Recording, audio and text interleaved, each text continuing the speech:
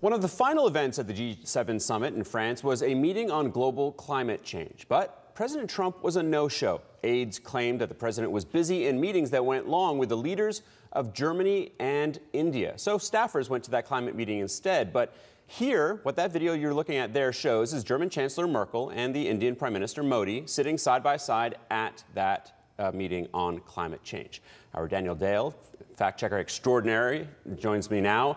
Daniel, it was no secret that the president wasn't eager to discuss climate change at the G7, but it's quite another thing to snub this meeting as a whole. So what happened here? Well, we don't know exactly what happened. Perhaps he had some urgent classified priority that they can't tell us about. Perhaps he had to go to the bathroom. What we do know, though, is that this event was on his schedule. The White House then told us he didn't come because he had meetings with Modi and Merkel. Right. And then we saw this photo of Modi and Merkel. So I think the simplest explanation is simply that the White House lied again to cover for him. And that he had no interest in discussing that. The president, Daniel, as you know, later said that he is an environmentalist. Let's listen to that.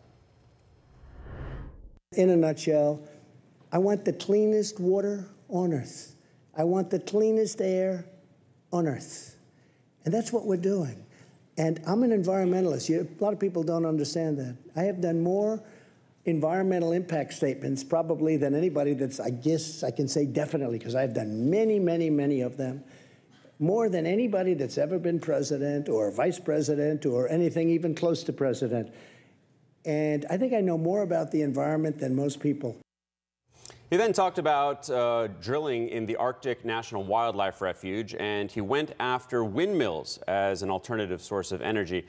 President, as a hero of the environment, is there any evidence to support that? Alex, there is no basis for that whatsoever. The New York Times did a really good piece a couple months ago where they listed 83 separate environmental regulatory rollbacks undertaken by the Trump administration. That's everything from mining debris in streams to the pollutants emitted into the air. And so, no, there's no basis for this. And when he says that he's an environmentalist because he's done environmental impact statements, those impact statements are the things that developers have to do when they're proposing a development project. It doesn't make you an environmentalist to do an environmental impact statement.